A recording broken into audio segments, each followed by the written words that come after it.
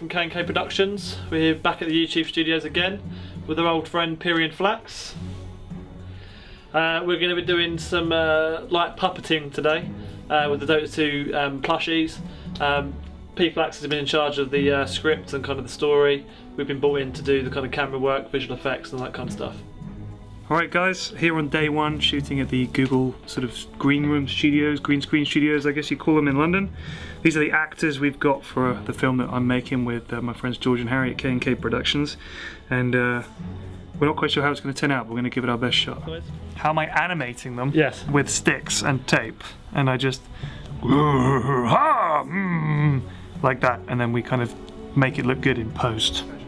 The point is you don't need a pep talk, blah blah blah blah, the power's inside you all along, etc. I hadn't seen you before, just wondered if this was your first time. You know, people get nerfed by patches, the meta changes, you're getting picked 1 minute, the next minute you're bottom of the heap.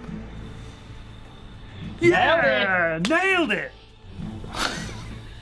Okay, Flax, can we just explain to the guys at home a little bit about what we have here and how we've kind of set this up? Sure. These are the Dota 2 plushies that Valve were selling at TI3 in Seattle last year, and I got the full collection. Some of them were too green to use with the green screen, like Tidehunter and Windrunner. So these are all the heroes that don't have any green on them that we can use with the green screen background that we've got here. So what we've done is we got some doweling from a local hardware shop.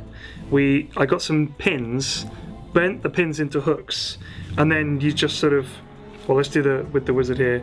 You pop that in the back of him like that, and then there you go. You can now move him around with the green screen background, and because the stick is green and the background's green, you can then do something called chroma keying, and you can remove the background and replace it with whatever background you want.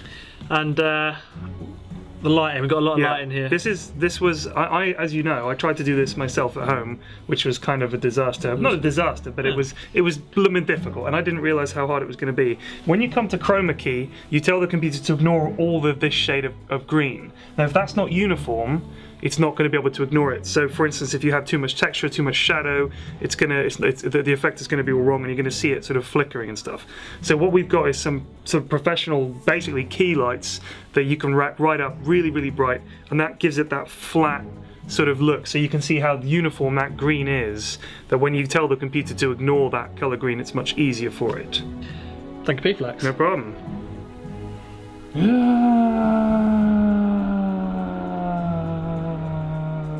It was so hard being mean to him, he's so charming. End of day one, we've had a few things today. Fizzle?